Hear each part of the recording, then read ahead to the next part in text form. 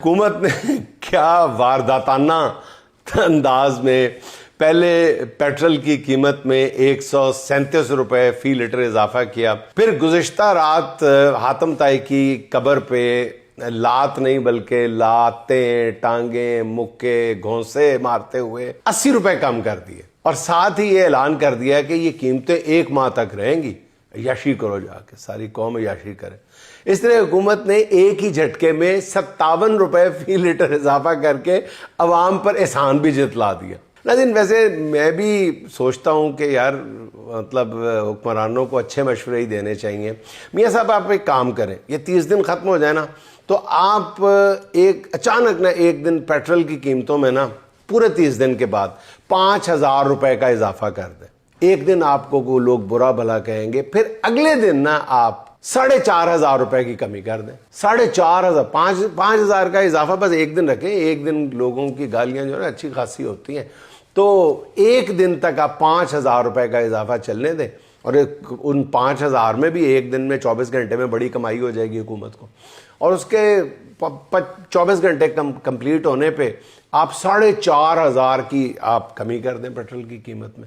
और फिर आप टीवी स्क्रीन पे तशरीफ लाएं और कहें जी कि शबाना रोज़ मेहनतों की वजह से देखें मैंने पाकिस्तान की तारीख का सबसे बड़ा पेट्रोल की मद में रिलीफ दिया है कौम को, इसके लिए मैं और मेरी टीम जो है वो तारीफ की मुस्तहिक।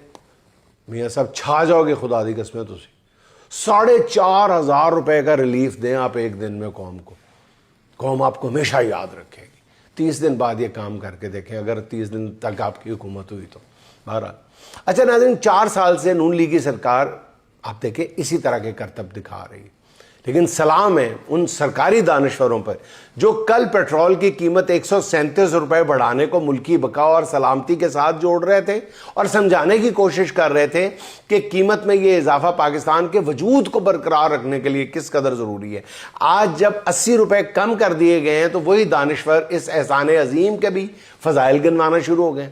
यानी अगर कीमतें बढ़ाएं तो भी जिंदाबाद, कम कर दें तो भी जिंदाबाद। इनमें ऐसे दानिश्वर भी शामिल हैं जो कल कीमतें बढ़ाने पर वजीर आजम को खराज तहसीन पेश कर रहे थे और आज कीमतें कम करने पर भी वो खराज तहसीन ही पेश कर रहे हैं।